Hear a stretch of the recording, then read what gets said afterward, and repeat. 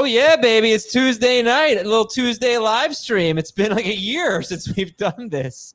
So we're back in full swing here. Have you noticed how early it is? Like, we're doing a position preview, Dave, tomorrow on July 31st. That is super early. The season's just starting early this year. Do people know that? A few days early. No, I mean, it's starting a little bit earlier than it did last year and I think the year before, but you know how it goes. First, there's Labor Day, and then Thursday is the first game of the year, and then it's the annual Friday night game in Brazil, followed by the weekend action on Sunday and Monday. It's been this way in the NFL for a long, long time. Everything revolves around Labor Day as far as the start of the season goes. Right, in Brazil, yes. Our draft is underway. Zach Brook is joining us today. Hello, Zach Brook. Hey, Adam. Hey, Dave. How are you guys doing? Oh, you can just say hi to me. You don't have to say hi to Dave. No. Yeah, I'm a little mad at Zach. Why? We did a whole bunch of videos this afternoon that were designed to be the best social media clips that anybody has ever seen in the history of fantasy football. Like, we were going to revolutionize what these clips could be for fantasy football managers, and he didn't hit the record button. No, I don't hit the record button. I think this is on you. It probably is. Really is. Like, Adam, are we recording this show right now? Are you recording right now? Is the record button hit? Or am I just talking to you two and no one else is listening? You say whatever you want. No one's watching. Yeah. Oh, don't say that. I can turn this into a PG episode really fast.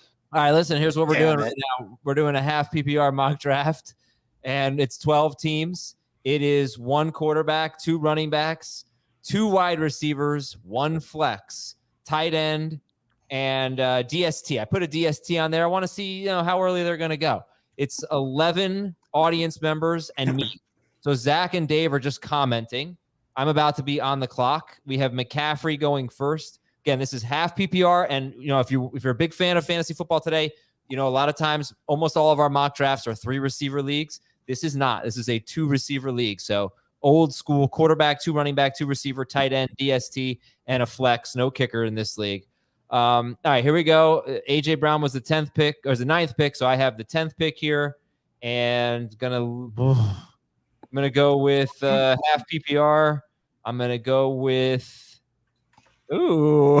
Well, hold on. Who are the names you're considering, first of all? There's only 4 names: Wilson, Puka, Gibbs, and Taylor. And I have a feeling they're all going to be gone by my next pick. But right. So after those 4 names, who are the next 2 or 3 that you like? What position are they? I'm going to take Marvin Harrison in the 2nd round. I took Jonathan Taylor here, which is different for me. I would have gone with Jahmyr Gibbs or one of the receivers. I would have gone with Garrett Wilson in a full PPR league. But a half PPR league, I'm going with Jonathan Taylor here.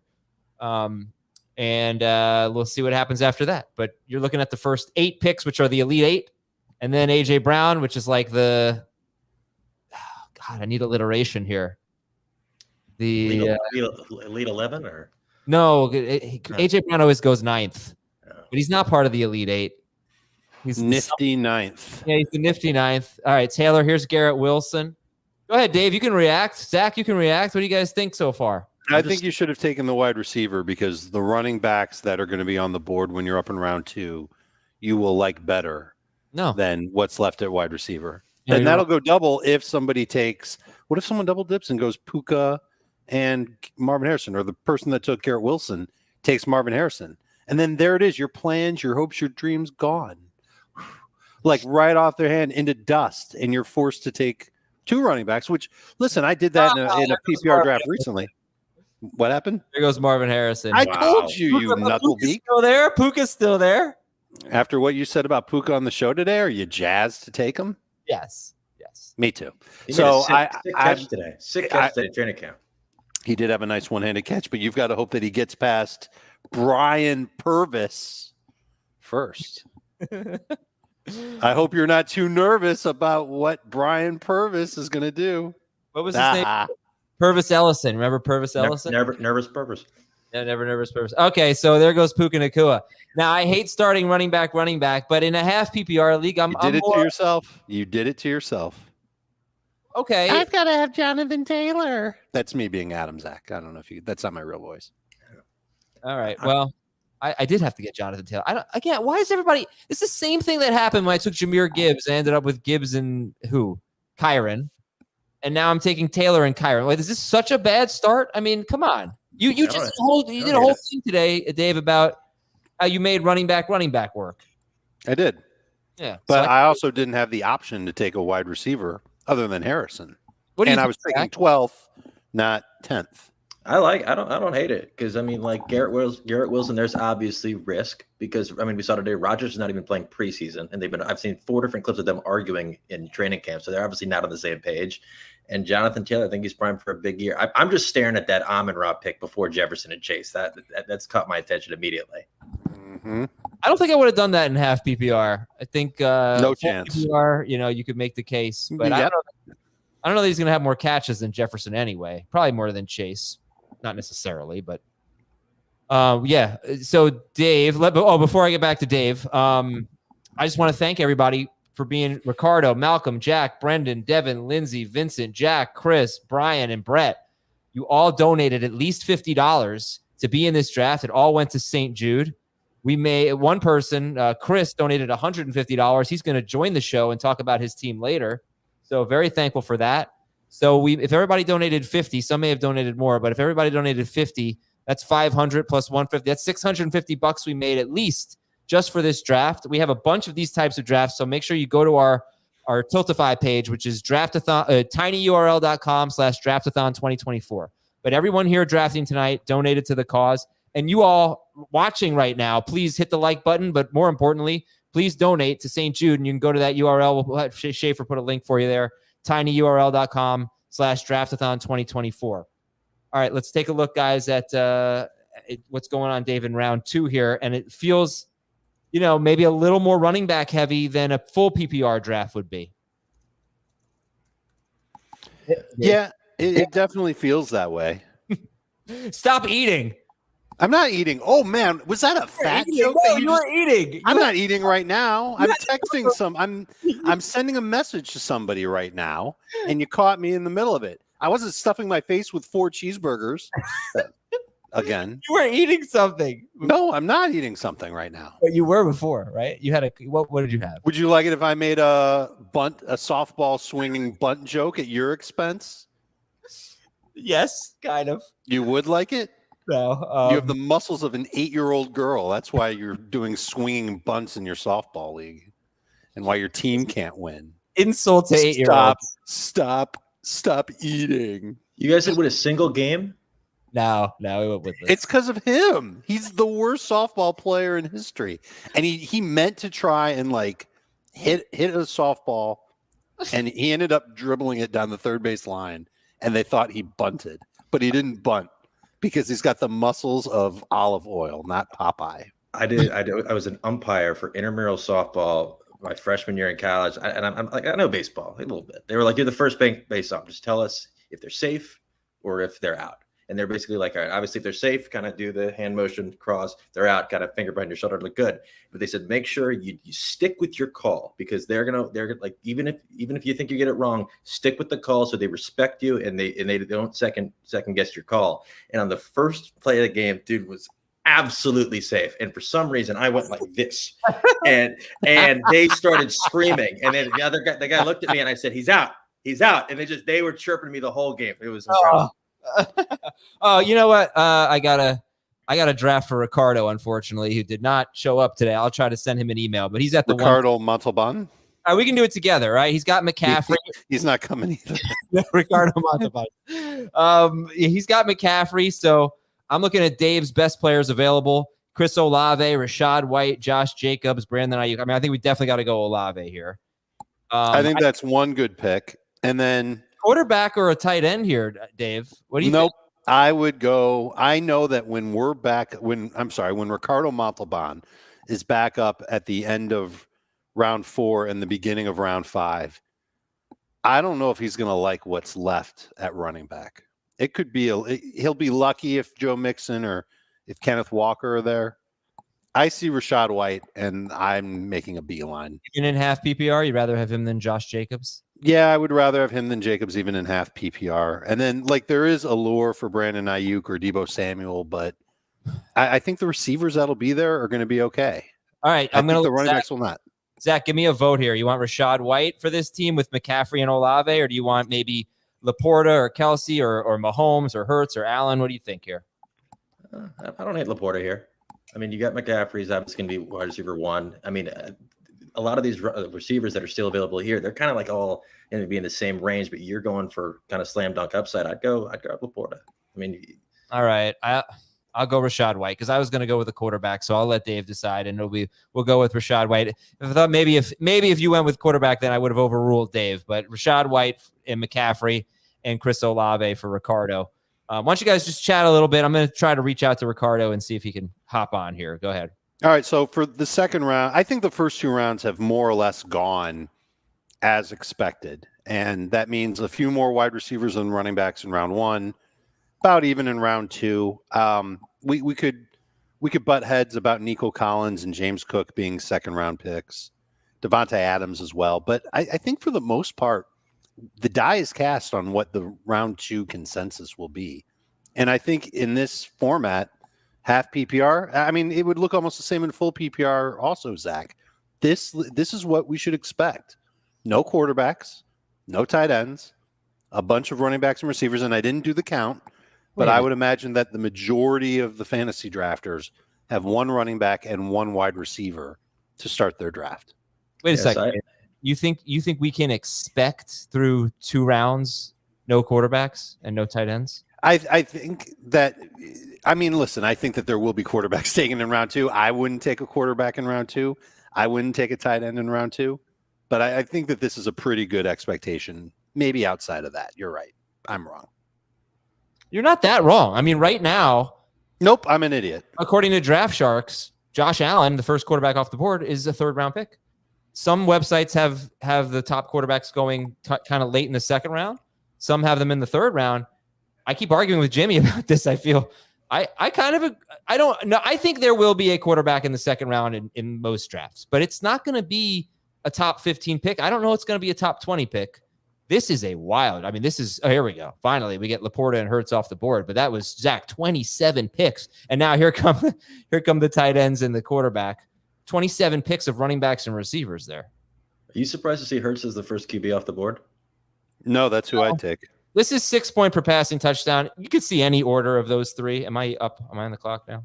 You're on deck. So who are you looking at? With my Taylor Kyrie, I think I'm going to go 2 more running backs here. Yeah, I'm going to go. I would go maybe Mahomes, but I'm thinking I'm going to put Mahomes in my queue.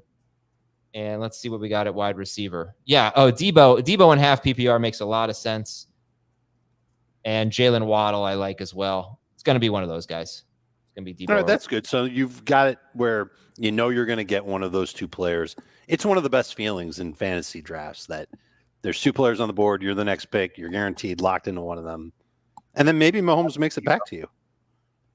I doubt it, but I think he has a better chance than Waddle. So Jalen Waddle, I probably would have taken. Yeah, I would have taken him before Ayuk. So I just happen to be higher on him. So there we go. Apparently he's having a great camp, which is nice to see. So Taylor, it is nice to see. Now let's see if Brian goes with Josh Jacobs. He does. He gets his first running back, and we'll see what Brett does at the turn. And remember, he took what, a receiver and a running back? No. Pick 11 took 2 wide receivers, so now he's got Jacobs falling into his lap in late round 3, which I love. I continue to be excited about Josh Jacobs. Saw a report today from the Packers that he's looking amazing out of the backfield, catching passes. And I remember it wasn't that long ago we were talking about, that's the role for Marshawn Lloyd, and that's what Marshawn Lloyd could do. Jacobs can do it too, and he can do it very well. Yeah, all of you are part of this here, so if you have any questions, please fire away. Just want to know if Zach has anything on the wall behind him or if all of his walls are bare. They are bare. There's no way he has anything. He's not a decorator. No, I'm not a decorator, but I'm also moving to a new apartment in 2 weeks. I've started kind of taking stuff, like getting ready, but there's no other stuff. Yeah, there's another apartment around the corner from here. But yeah, this place. He hates his landlord. Yes, they're not the best. They're not the best. they decided halfway through they're just going to stop turning on the AC in the hallways. So you kind of walk out in the hallways, you're in a sauna. It's So I'm like, all right, this is interesting. But yeah, so it's been nice. It's been nice. Getting ready for our quarterback preview tomorrow. Patrick Mahomes went like 14th overall last year in ADP. Yeah. Here he is going 37th. So I love that. I think people are smartening up, and I think they also recognize that there are a lot of really good quarterbacks this year that have the upside to get around 25, 26 fantasy points per game.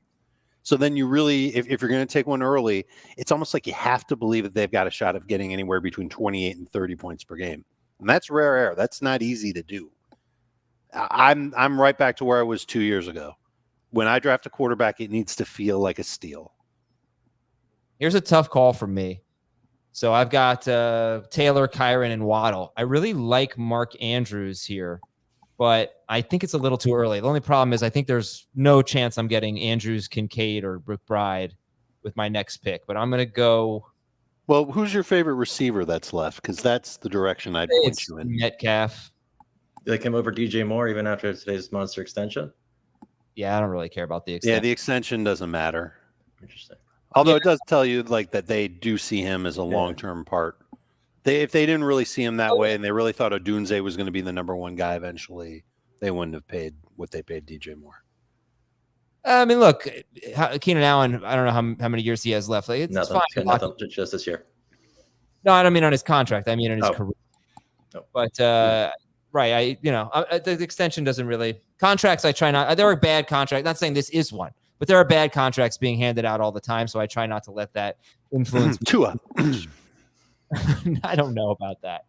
But my goodness, I don't like Daniel Jones is having such a bad camp. It's like it's hard to believe. You don't usually see reports like this. Training camp? He's not even getting hits. They've got to get Drew Lock going. They've got to see what they have with him. They've got to let him play with the ones. Maybe hit Jones and kind of give him that real field game action. He'll play a little bit better. No, I don't think so. George, if they hit him, he'll be out 8 weeks. Yeah, that's how you get Drew Lock up. So HN, Metcalf, Pickens, and here's Mark Andrews. I expect 3 tight ends to come off the board in the next 12 picks, starting with this one, starting with Mark Andrews here. And this is one thing that I really wanted to talk about, guys. And I know you probably don't do a ton of 2 receiver, 2 running back, 1 flex leagues, but for me, it really does push tight ends up. I don't know if it does for you, but they are more valuable. They are a bigger chunk of your fantasy points, as are every starting player, because there's one starter. But it feels like, you can kind of get away with streaming tight ends if you are solid at wide receiver 3 or something like that in a 3 receiver league. But I prioritize tight ends more in this format. Does anyone else do that? No, it makes sense. Yeah. For the reasons that you laid out. It's the same reason why we might prioritize tight ends even more and quarterbacks more if we're in an 8-team league or a 10-team league. Everybody's going to have an all-star team. You want to try and differentiate a little bit. And this is one of the ways you can do it. I know that tight end's a little bit different this year in a good way compared to previous years. But you can still differentiate. There's still a difference between the team that gets, one of the first 6, 7 tight ends off the board and the team that's streaming to begin the year. How much? Yeah, go ahead. I was going to say, how do you guys view McBride versus Andrews? I'm still on Andrews over McBride because I'm not convinced that McBride is going to have a slew of touchdowns. And by slew, I mean like 8. And I think Andrews can get to 8. And I think that could help make up the difference between what McBride does in terms of catches. And I've done a lot more research on McBride lately. And I think there's a pretty clear path to him getting 7 targets per game, even though I'm anticipating Harrison getting 9, 10, just being an absolute beast in that offense. But we saw it last year that tight ends were getting involved a lot. And there's good potential there for him to have a bunch of games where he's around 11, 12 PPR points per week. And that could be his baseline. And that's not a bad thing to take with a top 50 pick. It's a good question. It's actually a really good thing to take with a top 50 pick, full PPR. My walkout song, if I had one, would be My Hero. I do have one. My Hero by the Fighters. So if you were on the Sports Junkies on 106.7 The Fan in Washington, D.C., you would ask for that song to be played. Yeah, I would. Okay. What's yours? All right, that's a good song. Searching for Freedom by David Hasselhoff.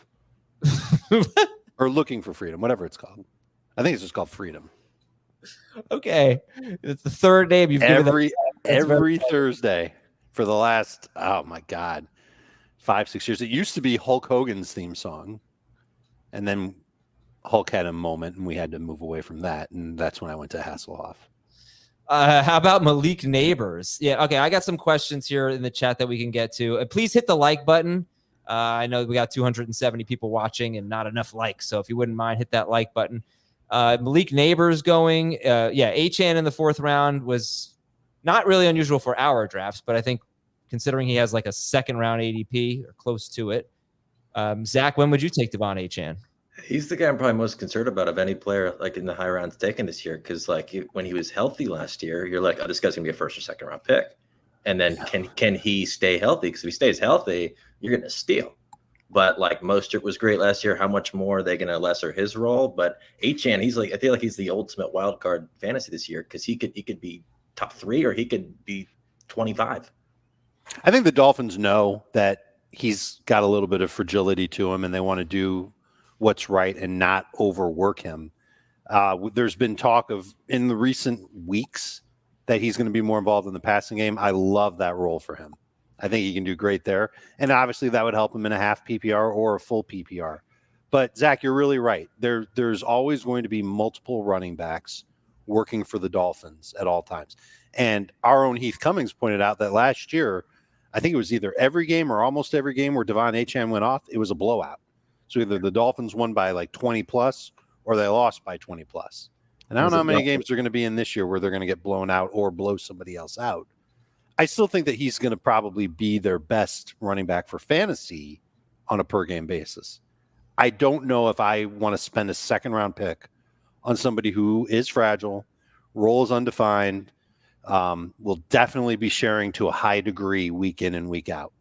That makes me nervous. Is he the kind of guy that you're taking him with the premium pick? You're also looking to grab Mostert a couple of rounds later, just in case. I almost feel like I'm inventing a headache for myself by doing that, though, because when they're both healthy, which one do you start? It's probably Achane. You'll feel better about Achane, but then there's going to be weeks where Mostert has 10 carries, 40 yards, and 2 touchdowns, and you're just going to stare at that on your bench for a week after you lose. Saying, what the hell? I think it's got to be one or take Achane and then a late pick on Jalen Wright, who's their rookie running back. Because if anything happens to Achane, who missed time last year, Raheem Mostert, who's missed time for many years of his career, he's missed several games. Well, Wright figures to be one of the players that could jump in there. Maybe Jeff Wilson if he makes the final roster. But that's the Dolphins' backup. Whoever that third guy is who I would probably pair with either Achane or Mostert if I was relying on Mostert to be a starter. Some people draft Mostert and he's a number 3 running back. Depends on what role you put him in, how you build your team, etc. Do you see any possibility where Mostert has a year similar to last year? No. It can happen because it did happen. He's touchdowns. Come on. No way. I mean, yeah, I don't think that part will happen, but would it be surprising if he led the Dolphins running backs in rushing touchdowns? Absolutely not. No. What did he have last year? 17 or something? Yeah, he had a bunch of them. I think it was even higher. I think it was closer to 20. He had 18 rushing and he had 3 receiving touchdowns. Yeah, total maniac, awesome year, helped people make the fantasy playoffs. But I think it's very unlikely he even has. I think 10 would be high. I don't know if I project him for 10. New topic. Let's talk about there's those 3 tight ends, Andrews, McBride, and Kincaid, probably more than 12 picks as I predicted, but not much more. Let's talk about kind of going for it in this format. Since you don't have to start 3 receivers, does it free you up to maybe take a quarterback? Like, do you want to, I don't know. How do you treat it differently than a 3 receiver league? I'm going after receivers earlier when they're there. It's a little bit different when I'm picking at 12, 13 and there isn't a receiver that I'm in love with at that point. But I want to try and fill those receiver spots. So the draft that I'm mentioning, it's part of our pick by pick series. I picked 12th. Garrett Wilson, Puka Nacua went right in front of me. I didn't want to take Marvin Harrison. I took 2 running backs with my first 2 picks. I literally spent my next 4 picks all on wide receivers, knowing that it's a 3-receiver league and it's full PPR and there's a flex. I want to fill those spots. So I basically put blinders on, didn't care about what was there at tight end, running back, or quarterback, just loaded up at wide receiver. And I think I got kind of lucky. I got Cooper Kupp, I got DJ Moore, I got Calvin Ridley, I got Rashee Rice. I felt like that was kind of a good result given the circumstances, but you could get a similar result and maybe not even have to draft as many wide receivers in a row if you do start RB. Yeah, right. Okay. So sorry, we had a pause in the draft. We're going to resume it now.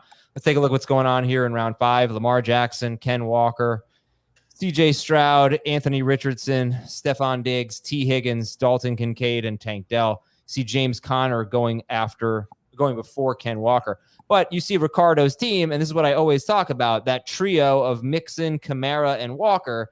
A lot of them, or sometimes you see 1 or 2 of them make it to the 4-5 turn. In this, the 4-5 turn. In this case, it was Walker. So that's why I didn't really want to take Rachaad White there at the 2-3 turn. But that's okay. We didn't know for sure that Walker would make it. Turned out Mixon went right after that. You also, for those of you, if you want to do this exercise, you can look at my team and Brian's team, and you can see that we started our teams the exact opposite way, right? I went running back, receiver. He went receiver, running back. And you can decide which team you like better. I would probably prefer his just slightly, but I don't think it's a layup by any means. So now, like, I've got my 2 running backs, I got my 2 receivers, and I really want to take Joe Burrow. But I don't think I'm going to. Well, let's think about this for a second. If you take Burrow, then you prevent Brian from getting him. But we know the team at the end isn't going to take Burrow. Yeah. So unless it's Burrow or no one, I would roll the dice on Burrow making it back to you. I'm going to go with Amari Cooper here. Yeah, it's not sexy, but I get it. Watch Brian take Burrow right now just because he said That's that. Fine. He can take Burrow. No, if he's smart, he takes Burrow in the next round. Right, yeah, he shouldn't take Don't Burrow. Take Burrow. He should not take Burrow in round 5. He should wait until round 6 to get Burrow if he wants him. He might not want him. I'm so fine waiting on quarterback this year. Me too. I took Joe Burrow. You shouldn't have taken Burrow there. There was no way that Brett, who already had Mahomes, is going to take. Oh, he did take. Oh, that's such a faux pas. Yeah, but he's going to be laughed at in the social clubs that we go to, the fantasy football social clubs. That's right. Terrible. So, yeah, this is one of those teams where here's what I'm going to do. I've got 2 running backs. I've got 3 wide receivers. My next pick is probably going to be a running back. And I'm going to feel very good about 6 players for 5 spots. And I'm going to feel like I'm good at two running back, 2 receiver, 1 flex. And then I'm going to hope in round 7 that I get Ferguson or Ingram or like one of the tight ends, not in that order, one of the tight ends that I want up to Jake Ferguson. And then after that, I'll take a quarterback, and then I'll take probably another quarterback not long after that. And that is a pretty safe build because quarterback is deep. And at this point, there's no need to go reaching for a tight end. Kyle Pitts just went. I don't think that's a reach. I think that's a perfectly fine pick. But you want to just leave your draft feeling comfortable about your team. 3 running backs, 3 wide receivers with your first 6 picks. You're going to be perfectly fine at running back. And I'm going to take David Montgomery, who is, not going to catch a lot of passes, but this is half PPR. He also is a Jahmyr Gibbs injury away from probably being like a 40 to 50 catch guy per 17 games and being a total stud. So I think that's a real safe pick. Like, my team is not going to jump off the page and wow you. I'm very pleased with it, though. I think it's solid. It makes me compete every week. Now I just have to try to nail quarterback and tight end. And like I was talking about earlier, if you had waited to get that 3rd running back in the next round, I don't think you would have been happy with what's left. Montgomery is typically, you hear Jamie refer to it as the bridge player, the guy that's in between tiers, so to speak. I'm looking at the other running backs that are available. This is my rankings, not yours. Montgomery was at the top. The next best running back that I see is Najee Harris. And then there's Jonathan Brooks, who might miss the first chunk of the season.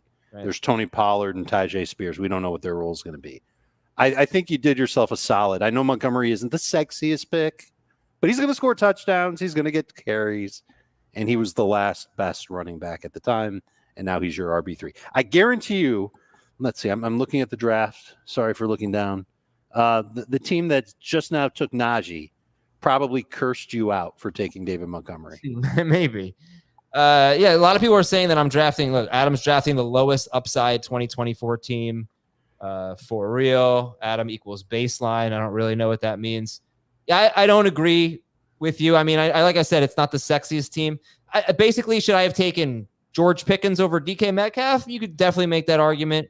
A lot of times I would. I'm getting a little bit nervous about the Fields thing with George Pickens. I do think that's I wouldn't get worried about it yet. All right. Well, I think I think you could make that case, but I see maybe a little bit more upside for Metcalf because I'm not really a Tyler Lockett believer. I think, 32 years old, coming off his worst season, kind of makes me think he's on his way out.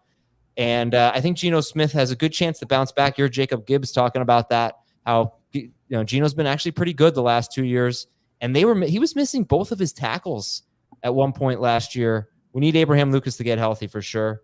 That'll help. New offense, That's it for me, is the new offense. Just the fact that Ryan Grubb has really prioritized getting the ball to his wide receivers. And it's easy to say they did that at Washington when he had 3 great ones at Washington, but he also did it at Fresno State, and he didn't have as many good ones at Fresno State as he had at Washington. And now he's got some good ones in Seattle. And I think DK Metcalf makes a lot of sense. And we're hearing that he's lining up in the slot a little bit more. They're going to manufacture targets to him. This isn't going to be Pete Carroll's edict of, throwing it's nice, but let's run the ball. I think they're going to throw it even more. And they threw it a lot last year. I think they're going to throw it even more this year. And I think that'll help DK. Adam, as you see Kyler Murray go off the board, I think Lindsay got him. If you're waiting on a quarterback, at what point are you like, all right, now I need to get him? Because obviously you're going to take the first 4, like Lamar, Mahomes, Allen, Hurts go. And then as we see, it's Stroud, Anthony Richardson, Burrow. As you see like Murray go off, and then maybe like Jaden Daniels, at what point are you like, all right, now I need to take one? So at this point, I'm probably taking 2. But we still have Dak Prescott, who has been, averaging about 24 points per game or more in 4 of his last 5 seasons. And that is really good. That's like top 5 good most years. We've got Jaden Daniels, who's extremely exciting. I actually prefer Caleb Williams. I think back to me. Brock Purdy scores 20 fantasy points every week almost. Like it's like 4 times or 5 or 6 times in the last 2 seasons he hasn't done that. Tua, I think, could be terrific. Don't know that I want to go any lower than that. Oh, Goff I'm going to include in there as well. And I'm good with where I'm at. I'm not going to take a quarterback with my next pick because the next 2 teams have Burrow and Mahomes. I might take one after that. But also keep in mind, almost every team has a quarterback right now. I think there are 3 or 4 teams that don't. So we might have a little bit of a lull in quarterback drafting. It's not going to be my next pick. It might be, what round are we in here? It might be my round 9. We just kicked off round 7. Might be my round 8 pick, but I think if I wait till round 10, I could come away with Caleb Williams and Tua or something like that and be okay. We'll see. I got Justin Herbert and Kirk Cousins with 2 of my last 3 picks in a draft recently. Mm-hmm. That might be taking it a little too far, but weird to think that Herbert, a little bit, yeah. But look, listen, it's realistic because he went from a very pass-heavy offense where he had Keenan Allen, Austin Eckler, Mike Williams, and all those guys are gone now. And the running backs aren't going to be big-time targets in the passing game. At least they're not expected to be. And so now he's got Ladd McConkey and Josh Palmer, and we like those guys. Hayden Hurst might be kind of an under-the-radar tight end that you could begin with as a streamer this year. And then it's Quentin Johnston, DJ Chark. Hard to see the upside case for Justin Herbert, but I think he's got a shot to give you 20 to 22 fantasy points in a given matchup. Listen, the one thing that he'll definitely enjoy, as long as they stay healthy, is a good offensive line.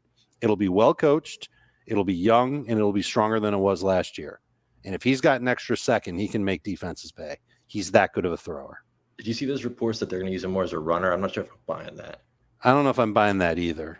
I mean, it depends on what the situation is. Yeah. But even if it's like, if it's first and goal at the 1, you're going to use Herbert. You're not going to use Gus. They'll use Kamani Vidal. Even like he's physical. Don't risk your quarterback getting hurt. I think Jim Harbaugh would be smart enough not to do that. What do you guys think about this comment? Christian Watson going ahead of Chris Godwin is insane to me. I want to remind everyone this is a half PPR mock draft. Half PPR, and there's serious upside, and that's the allure of Christian Watson at this point. He's a home run hitter. So yeah, but would you take him to Godwin? Probably in half PPR, I might lean Godwin. I think I would lean Godwin, but that's under the idea that Godwin is safer. But last year Christian Watson averaged a touchdown every 5.6 catches. The year before, he averaged a touchdown every 5.9. I know, right? What's going on? It means he's going to score a lot of touchdowns when he's healthy, and touchdowns are good for fantasy. So if the more healthy he is, I think the more he could rock in Green Bay. The problem is that he might miss 5-6 games, and Chris Godwin should be fine. The reports out of Tampa Bay say that Chris Godwin looks amazing. Just right back to where he was as a skillful route runner. I love that. I'm very happy for him. Well, if we take a look at this draft, we've got Kittle still on the board. Ferguson. That's interesting. Yeah, these guys are going to start going pretty soon. Jaylen Warren. Okay, that's probably a little earlier than I'm used to seeing Warren going, 78th overall. Not that it's a bad pick. It's a little bit of a running back heavy stretch right here. Here comes Tony Pollard. I mean, look at these last two rounds. A lot of running backs being taken. I think, you start to see these swings in drafts where a lot of wide receivers were off the board. Now the running back value is better. And at wide receiver, I think we're probably wow. Actually, we got some good ones left, man. We do. We got some good ones. Marquise Brown, Terry McLaurin, Deontay Johnson, Jaden Reed. Mm-hmm. I do not think I can pass up Marquise Brown here. You take him over, I wouldn't blame you for McLaurin? Over McLaurin? Yeah, I'm not a McLaurin guy, really. I like McLaurin, but I'd rather have the receiver catching passes from Mahomes, even if he's not the number one guy, than the number one receiver catching passes from Jane Daniels, and has never really been an amazing wide receiver. Even in my breakout article, when I mentioned McLaurin, I don't think he's going to take a jump to like 1,500 yards and 10 touchdowns. But 7 touchdowns, 1,250, 1,300 yards, I think that's in play for McLaurin. I don't think they have any other receivers on the roster that can really help him out. So all right, Adam, you're on deck. What's your mind like? Yeah. I don't have my tight end yet. I've pretty much already decided I'm not going to have a quarterback with either of my next two picks. So I'm waiting on that position. Dak Prescott came off the board. So now I think it's a Jordan Love's still there, but I mean, it's a big tier with like 6 or 7 guys that will certainly be available to me in round 9. We're in round 7 right now. So my next two picks will be a tight end and either Marquise Brown or probably Zach Moss. By the way, Zach Taylor saying how much he likes Zach Moss. I'll let Zach Brook comment on that since I feel like it's a Zach. I didn't even put 2 and 2 together. I'm a little higher on him now because he's not. That's like the first. Who's that? Is it the first Zach running back since Zenner? I don't know how many others have been in the league. I mean, there was Zach Charbonnet last year. All right, that's fair. George Kittle just went. All right, so I don't think I can chance it here. I think I've got to take Ferguson. He shouldn't go right after Kittle. Yeah, I don't know if I'd. Here's the thing. Obviously, Brett's not taking Ferguson. He has Pitts. But if Brian takes Ferguson, I'm going to be. I know you like Bowers enough, Dave. I don't. So I'm going to take Ferguson. That's your problem. Just make sure. Well, I mean, I love him as a player. I'm going to take Ferguson. I'm just going to make sure that I feel comfortable at tight end. Because right now I'm drafting bench running backs or receivers. I'd rather draft my starting tight end here. And I think Kittle was probably a steal. So good pick there by Chris. Were you considering Dave's favorite tight end, David Njoku? No, I don't really I don't want Njoku this year. I think he's going to be more or less a streamer. Dave, you want to tell him what happened? No. Oh, right. What? You said save the story for the show. And now I think it's better if Zach says it. All right. So we went to the catch, the NFL, the celebrity sports fishing tournament. And I think it was the week before the draft. And we had a bunch of questions doing stuff for social. And Dave, he's introduced himself, basically said, "Hey, I'm also Dave. I also went to the U." And he made some digs at the Browns. And Njoku didn't like it. And you could tell he was joking around, but he's like, "Hey, you say something again, I'm gonna uppercut you right here." He said if your name wasn't David and you didn't go to the U, I would have given you an uppercut already. Yeah. So that carries on a little bit, and he goes like, "Don't worry, like the problem is solved." And Njoku didn't like that one either. And then they shook hands afterwards, and I probably posted, hugged. yeah, like if you thought it was good, he was like he was playing around.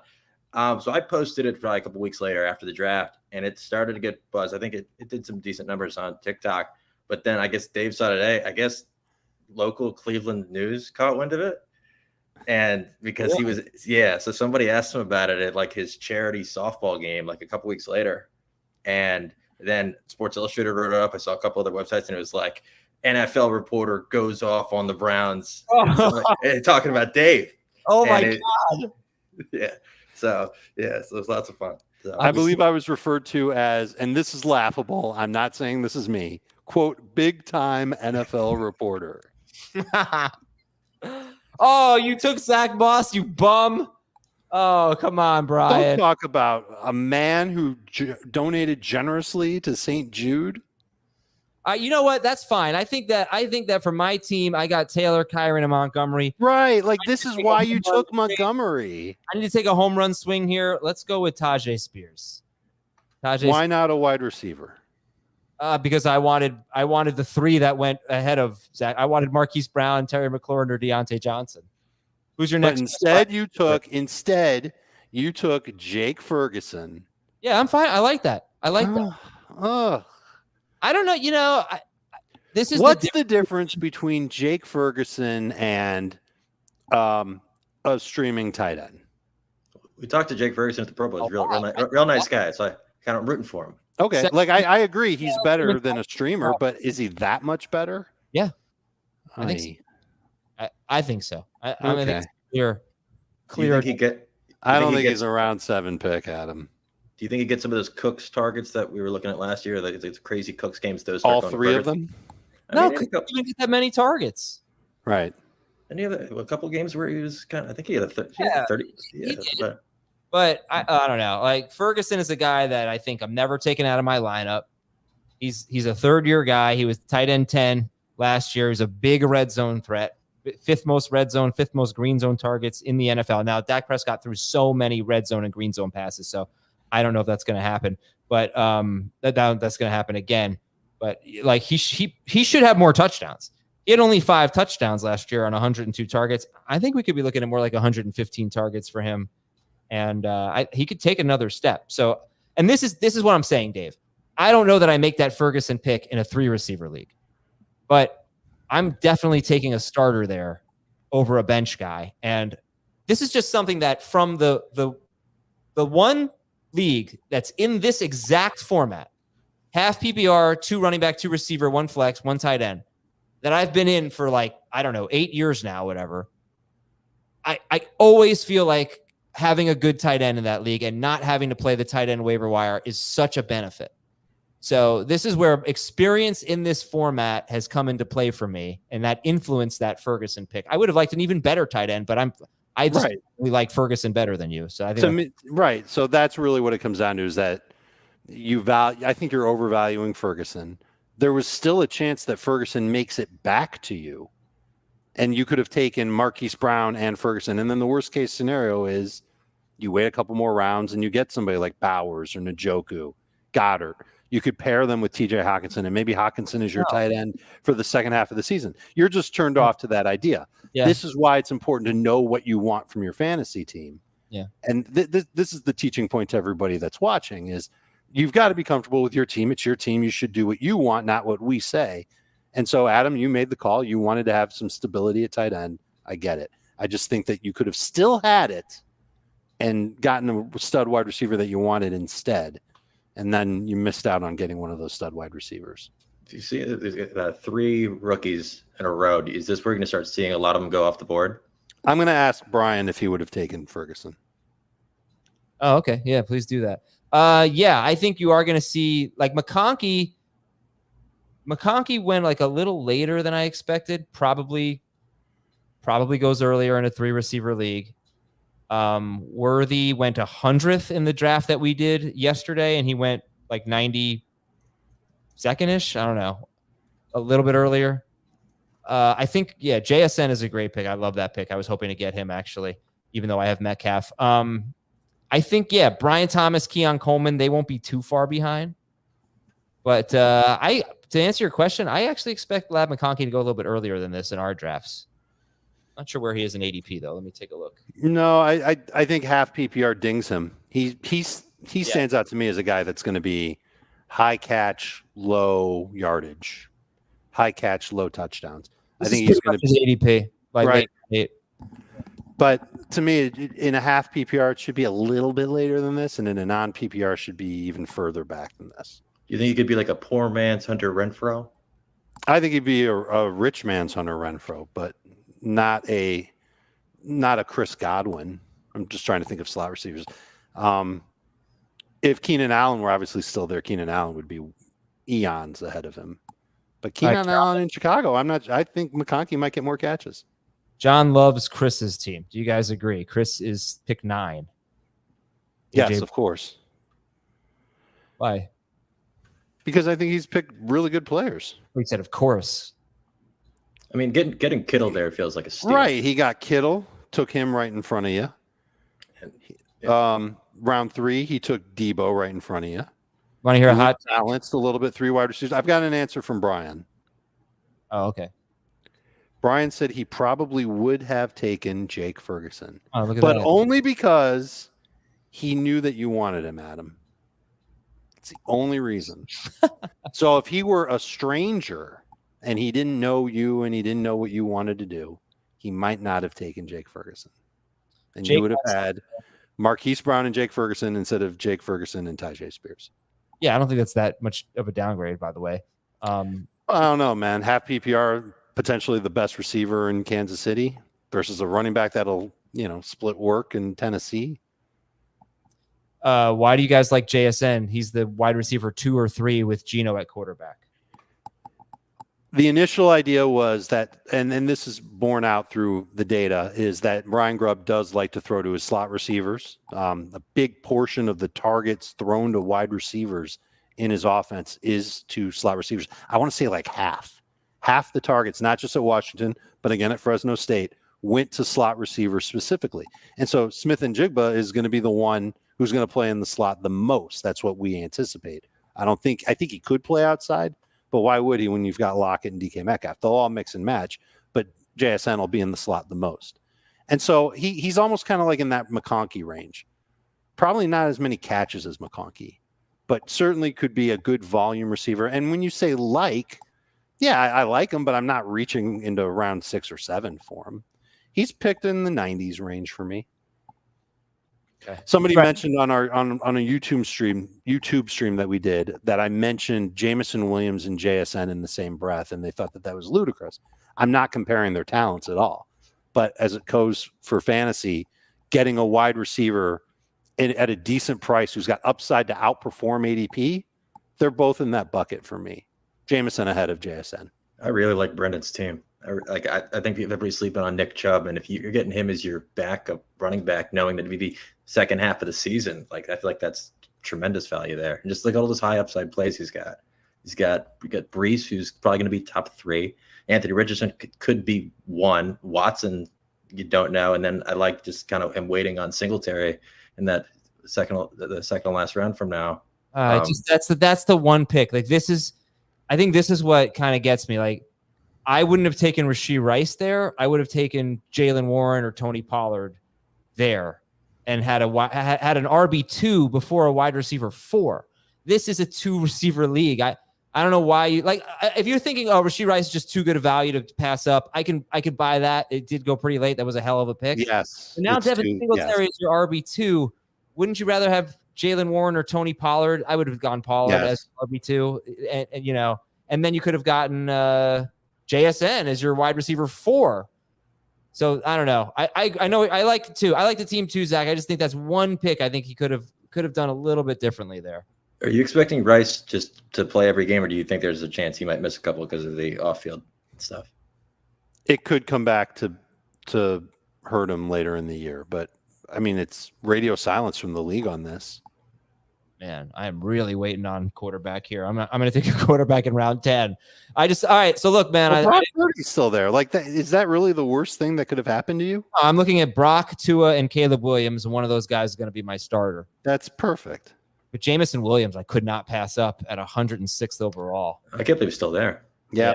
Excited about that. You know what's funny is a week ago, we probably would not have said that. We would have said, oh, well, maybe there's a chance. But every report out of Detroit is good.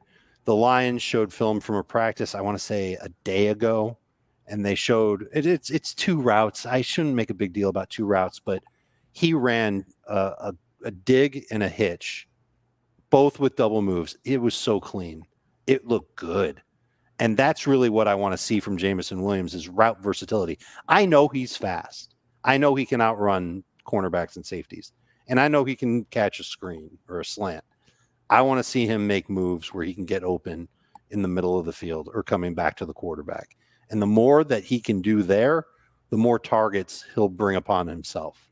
So he's moving in the right direction for sure. Did you see Dan Campbell specifically calling out by name a couple weeks ago as like one of the most improved guys from the offseason? And it's continued. It's continued. Yeah. I think that speaks volumes. Yeah. I mean, but to me, coach speak is coach speak. I want to see improvement. Like if I see improvement from Kyle Pitts, I'll change my tune on Kyle Pitts. There was a report today that Kyle Pitts looked outstanding in practice and he's healthy for the first time in 2 years. Okay. That's encouraging. That's a good thing. Austin Eckler, another guy who, like last time we saw him, he looked terrible. Hey, he just got drafted. So okay. Where did he go? He went 109th, and I want to. Did he go after J.K. Dobbins? No. Oh yeah! Wow. That's So actually, I've been thinking a lot about that backfield, and it's a really interesting one to me. And Zach is a big Commanders fan, so I'd love to get your take on that. I'm about to make a pick, and all 3 of my guys are still there: Purdy, Caleb, and Tua.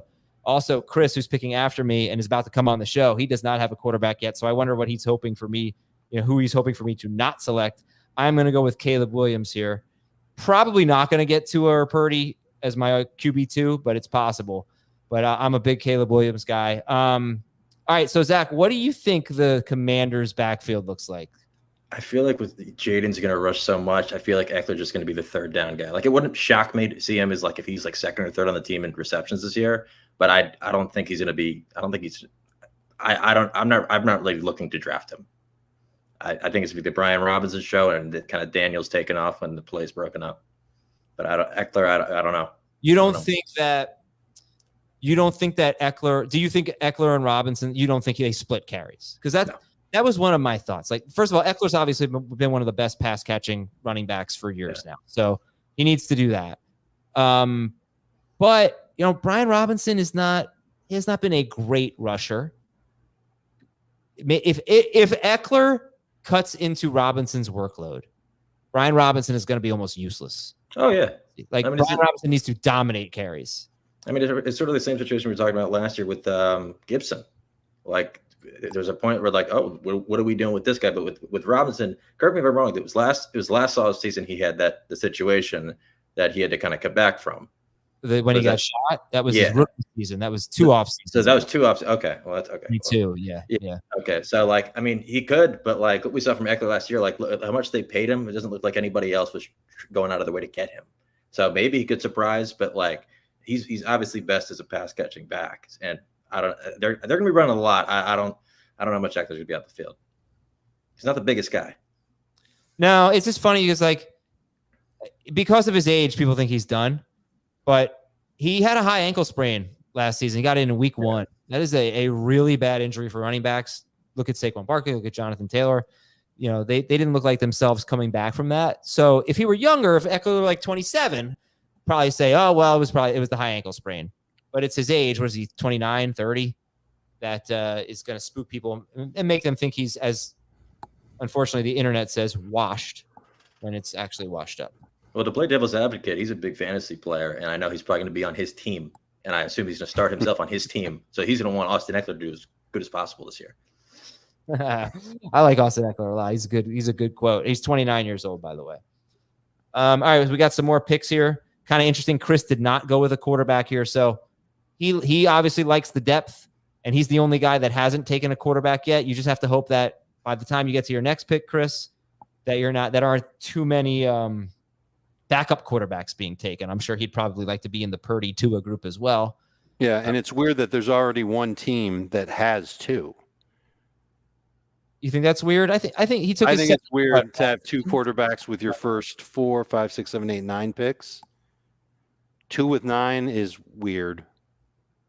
That's just where you're going. That's just a guy probably who loves Jordan Love. I was like, I can't believe he's still available. I've got to take him.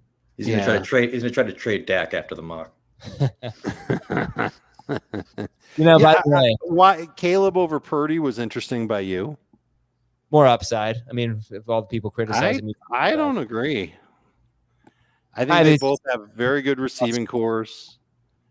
Caleb might throw more. He certainly might run for more touchdowns than Brock Purdy. But I mean, Purdy, he might run for more touchdowns. He runs for 21 the last 2 seasons.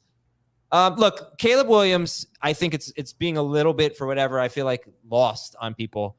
He is the best quarterback prospect in years. Trevor Lawrence was too. I get it. Doesn't always work out. Great quarterback prospect who has, I don't know, the best receiving core that a rookie wide receiver has ever thrown to, like ever, maybe. Not hyperbole. Yeah. And I don't know if it can be backed up statistically, but it's up there. And he runs. So I guess that means it is hyperbole. Yeah. Look, he ran for like 150 yards last year, but the 2 years before that, he ran for 370 or more. So if he's in the 400 plus yard range, then he's going to beat Purdy, I think. Sure. And he could have 5 rushing touchdowns too. He was very good at Southern Cal at scoring from inside the 3. Which weapons would you rather have? Purdy's weapons his rookie year or Caleb's weapons this fall? Well, McCaffrey makes it go to Purdy. Right.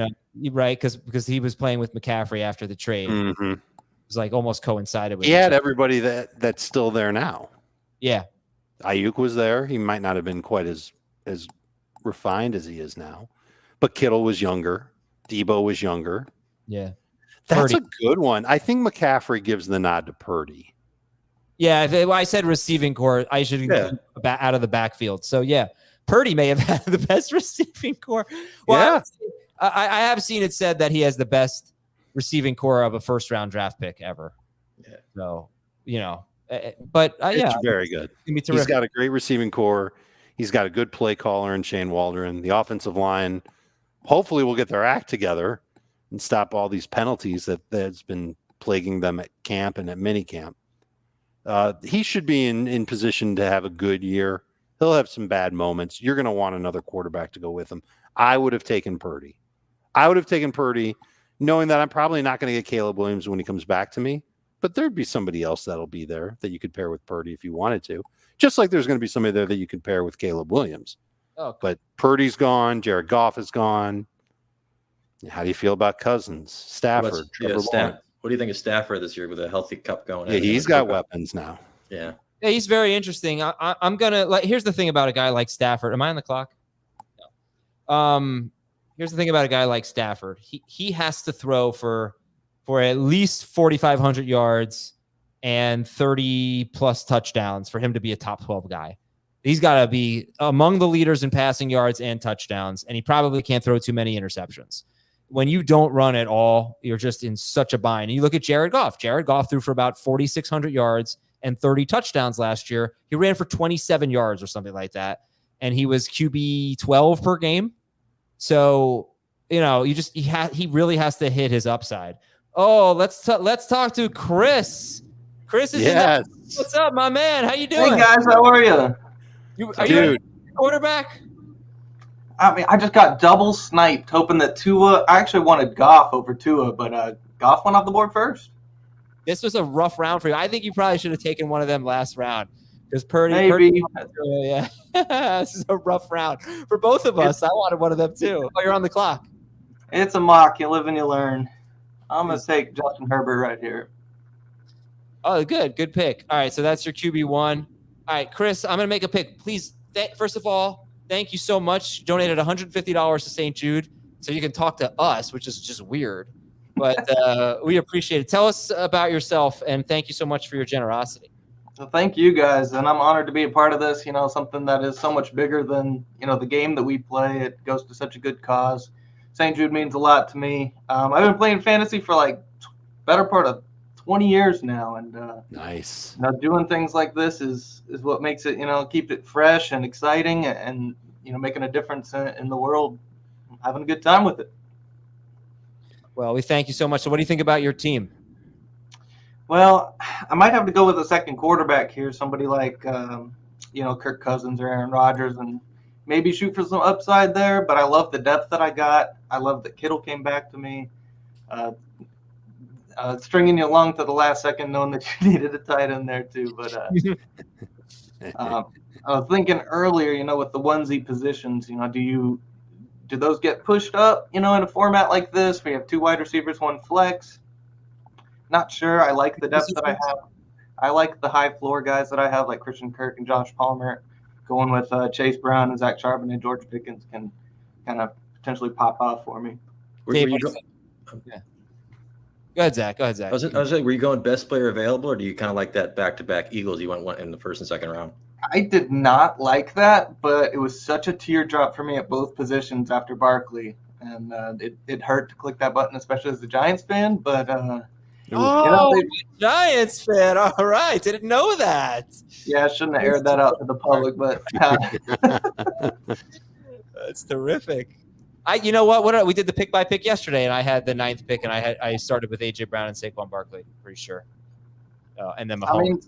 Two great players. They don't really cannibalize each other. It's a great team, great offense. You just hope that they shook off whatever happened at the end of last year. But they had the coordinator changes and everything, and we'll see what's going on there because they're supremely talented. Barkley is presumably healthy, and I don't want to root for him, but this is just a mock draft. Dave, and it is a huge offensive lineup here for Barkley. Watch this pick I'm about to make, Dave. Sorry. Oh, okay. I'm watching. I'm supposed to be excited about this. I haven't even looked at the other positions. I'm sure you're taking my guy. Yeah, you did. Brock Bowers. How did he last 5 more rounds than Jake Ferguson? How did he go after T.J. Hawkinson? That's wild. I've got to scold everybody else in this draft, Chris, you included. Brock Bowers is going to be good. I don't know if he's going to be as good as Sam Laporta was last year, but he's got potential to get a lot of targets and score a lot of touchdowns in Las Vegas. He was supremely talented at Georgia, found the end zone a lot. Big, physical, definitely a yards after catch kind of guy. Definitely going to be a matchup problem for the defenses that they play. He's got 2 gun-shy quarterbacks that are competing for one spot. They're going to be looking to get rid of the ball quickly. They're not going to be looking downfield. I think you're going to see a low ADOT for Devontae Adams. He's going to be the top target getter in Las Vegas. But Brock Bowers is going to be next, and he's versatile. They can use him as a runner near the goal line. Georgia did that. He was successful. He was a Wildcat quarterback in high school. The guy runs 4.5. He is absolutely going to be a weapon in that Las Vegas offense. And to get him this late after a guy with one leg who might not play half the season, and then some idiot took Jake Ferguson in round 7. To me, it's an awesome steal. And this is an example of just you didn't need Brock Bowers, but it's late in the draft and he slipped. Good on you for taking value when it was staring you in the face, Adam. Thank you. You got a high floor guy and a high ceiling guy. I want to get Chris's take on this as a Giants fan. Not this one. This was a good point by Matt. Everyone's down on Brock Bowers in a bad situation, but we are cool with Malik Neighbors. What do you think, Chris? Chris, as a Giants fan, are you you saw Malik Neighbors in this draft? He was taken in the 4th round, I believe. Yep. Yeah. Not long after you picked George Pickens. So what's your take on Neighbors? It's tough because you can't help but feel like that, he's got such a ceiling just as a prospect that you think he could make even Daniel Jones potentially look like a passable NFL quarterback worth $40 million a year. But it's a scary situation, and especially everything we're seeing out of training camp and those clips. And y'all are talking about it on the show all week. You have the Malik Neighbors highlight, Daniel Jones low light. Yeah. Yep. And too many of those. But let's see. Dave, I'll say one thing about my team. There's one player I'm missing is Blake Corum. I really wish I had him. When did he go? Did he go after I took Tajay Spears? He did. That would have been crazy. I would have rather had Spears than Corum, and I like Corum. Yeah. I guess I could have taken him instead of Jamison Williams, but oh well. Okay, so Zach, what do you think? You're looking at this draft board here. Did anything stand out to you? Want to talk about a different team? I'm going to throw it to you. Let's talk about Vincent's team. He took Justin Jefferson first. Vincent had the 7th pick. Critique. with Neighbors, I know one of your bold predictions is him as top 12. Even let's say Daniel Jones is as good as the quarterbacks we saw for the Jets last year. Could Neighbors have a Garrett Wilson 2023 type year, maybe low ADOT, a couple big plays down the field, and just force feeding him because no one else is really doing anything? Well, if it's like 2023, then we're talking about like 13 points a game. Yeah. That wouldn't be top 12. I mean, this is where I wonder if I'm crazy. Obviously, I would love to have Garrett Wilson on my NFL team. I think he's awesome. I think Neighbors is better. I just think he's different. I think like Neighbors, I think Garrett Wilson has the chance to be a Pro Bowler, and Malik Neighbors has a chance to be an All-Pro. I do think Garrett Wilson has a chance to be an All-Pro with Aaron Rodgers. Yeah, they're two very different receivers, obviously. If I were drafting an NFL team right now, and everybody said this, like everybody said that those three receivers would have been wide receiver 1 in the last like 3 drafts, which included the Garrett Wilson draft. So I'm not alone on this. I just expect more explosiveness from Malik Neighbors. That's fair. And that's not to say that there isn't explosiveness with Garrett Wilson. I think Wilson was more NFL ready than Neighbors to a degree. He's a better route runner for sure. They both have nice hands. I think Neighbors is more physical. I think Neighbors, his acceleration is amazing. That's better than Garrett Wilson as well. And just the downfield speed is going to favor Neighbors as well. So I get where you're coming from. I just feel like they're two very different types of receivers. And if you're okay with one of the receivers not being a precise route runner, then that's who you go with. And so maybe it is a little bit of a higher ceiling for Neighbors than it is for Wilson, but they're both very good in their own right. And that's just a matter of, can they show that they're good? Because they've had Neighbors we haven't seen yet, but Garrett Wilson, 2 years, he's barely played with a competent quarterback. Once he does, I think we'll really see him take off. Would you be comfortable like Vincent did, having Neighbors like as your flex going into week 1? Definitely. As a flex, yes. I mean, I probably would have taken Kamara there, but I like Kamara. But I would have taken DJ. Yeah, I'm not as high on Neighbors in fantasy as a lot of people are. I don't think I'm going to be getting a lot of Malik Neighbors, unfortunately. But he's a player I'll reach for at times. But I liked his first 2 picks, Jefferson and ETN. ETN, I think, was kind of to me an obvious pick. He's like the last guy. Oh, well, he got lucky because Derrick Henry went ahead of ETN. I wouldn't have done that. I would have taken in a half PPR. You wouldn't have done that.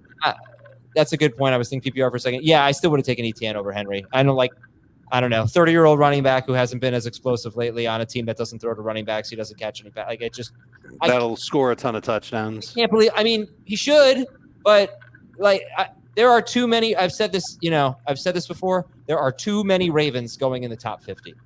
There are. I agree. Ravens. But Derrick Henry should absolutely be one of them. Vincent took a lot of rookies. Took a lot of rookies. Who did? Vincent did. Daniels, Benson. Oh yeah, late. That's the right time to take them. And Brooks. Yeah. Tracy's a good one. Colt, I like the talent. I just don't like the quarterbacks. Yeah, he's almost all rookies. Yeah. All right. So this is exciting. We're going to be able to see Chris pick in real time. Yeah, Chris, let's see what are we doing here. We've been watching. Yeah, take us through the mindset, Chris. We want to know what you're thinking. I've got all the depth in the world, so I'm thinking between a second quarterback and like a super high upside play, handcuff type of situation. I'm actually eyeballing Matthew Stafford right here. Mm-hmm. If everyone stays healthy there, he could outproduce Justin Herbert. Absolutely. Yep. And the upside shots I'm seeing down here, guys like Marvin Mims, Quentin Johnston. I'm not sure I like that. I don't either, and I wouldn't be surprised if one of those upside guys made it back to you in the next round. You guys are all fools. You should be taking your DST right now. Oh, that's right. You've got 2 rounds left. Jets DST. Jets start with the 49ers. So, yeah, whatever. Why would you want that? You'll deal with that. Then they're at Tennessee, New England, Denver, at Minnesota. Those are the 5-4 games. That's pretty great. That is. So, and it's a good defense, although they'd be better if Hassan Reddick would show up and play. Not only is it a great defense, but they've got Xavier Gibson, who's a terrific return man. And who's hurt right now. He's hurt right now, like a couple weeks. Maybe he'll take a couple to the house. So they signed what's his name? Tariq Cohen. Oh, I missed that. Gibson is like man. So I think he'll be their return guy. You took Stafford. Let me tell you something about Stafford. I was just reading this note. Matthew Stafford averaged about 25 fantasy points per game in his last 6 games. He was on pace for 4,831 yards, 42 touchdowns, and 8 interceptions. That's good. Yeah, and basically what changed there, in those 6 games, the Rams threw 11 more passes inside the 10-yard line for 7 more touchdowns in 6 games than they did in the first 10 games of the season. Yeah, you want to know why? Why? Cooper Kupp was healthy. Yeah, Cooper Kupp was healthy. They also just were playing a lot better. Their offense got into the green zone a lot more during that stretch. Yep. Stafford was terrific. I think there were some games in there where Kyron didn't play as well, which might have forced the hand a little bit. But they improved their offensive line this offseason. Cooper Kupp's healthy, something to prove. Puka's in his second year. And the run game, Kyron is Sean McVay's guy, Blake Corum the guy behind him. And Stafford's healthy, happy. He's got his contract taken care of. I love the value of this pick and second to last pick in the draft for Chris. I almost wish I had taken him over Herbert. You are on the clock. Well, you can start him over Herbert. I wouldn't do that. He plays Detroit in week 1. That's going to be a shootout. Herbert has the Raiders in week 1, though. They might be able to run on the Raiders a little bit. That'll be a fun matchup to watch because Raiders improve their D-line. Chargers improve their O-line. Jim Harbaugh's first game, he's going to want to run the ball down Antonio Pierce's throat. Well, that brings us to Zamir White, who is Chris's RB2. So you took Zamir White ahead of – you took him at a good spot, just ahead of Ramondre Stevenson, Aaron Jones, and David Montgomery. How do you feel about him, Chris? I like Zamir White, and I might be biased because he's on one of my dynasty teams, and I got that late season stretch last year. In a vacuum or in a blanket, I might have taken Ramondre there just for the stability there with the new contract. I'm not afraid of Antonio Gibson. He still has the pass catching upside, but I like Zamir White. He's a talented guy. Going back to Georgia, he's had the knee injury, but he looked pretty fresh last year and relief of Josh Jacobs. Now he's the guy. And sure, we're afraid of the Alexander Madison Boise State Broncos, but. Question: who do you think is going to win the tennis match, me or Dan? What's the over/under on shots that make it over the net and 4. stay in play? 4. No, I think it's actually going to be a pretty good tennis match. When's it happening? I think sometime in mid-August. We're trying to figure out a way to raise money for it. You got to stream it, man. Pay-per-view. No, people aren't going to pay to watch it, but yes, they will pay $5 to watch. Put something up like St. Jude.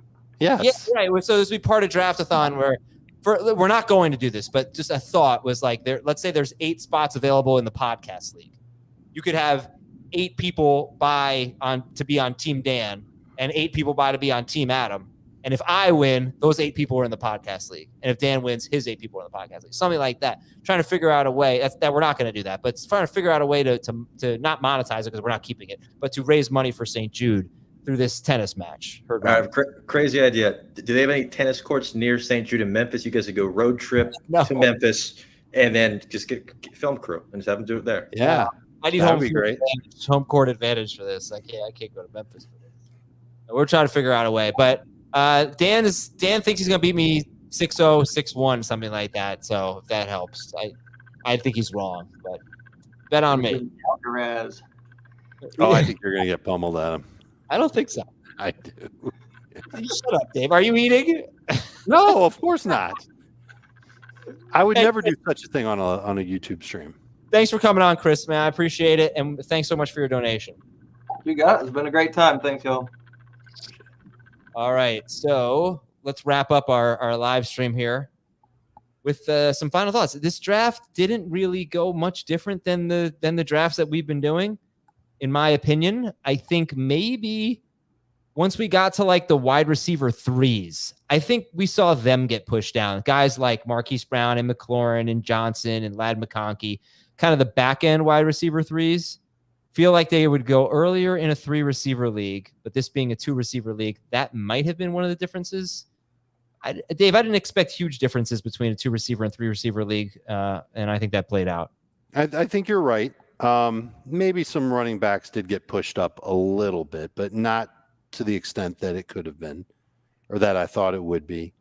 But there were definitely some value picks in this draft. We talked about George Kittle being one of them. I'd have to go through and do a double check to see about some other ones that I thought went late. Jordan Love being one of them. Bowers went real late. Bowers was a great one. Thank you, Zach. Zach, in the first 26 picks of the draft, right up to Brandon Ayuk there. Let's include Ayuk because those were 27 picks were all running backs and receivers. I wonder if you think this is a half PPR thing instead of full PPR. We had 14 receivers and 13 running backs. So a little bit more even than I would have expected. Yes. Yeah. How did it end up? Like if we went to, the spot where 20 wide receivers went, how many running backs were taken? Okay, Ayuk was 14, Evans 15, 16, 17, 18, 19. George Pickens is wide receiver 20. Wow. Joe Mixon was running back 13, 14, 15. So you saw after that 13 of the first 26 picks were running backs, 13 were wide receivers. After that, we did have some quarterbacks and tight ends in there, but we had 7 wide receivers and 2 running backs drafted.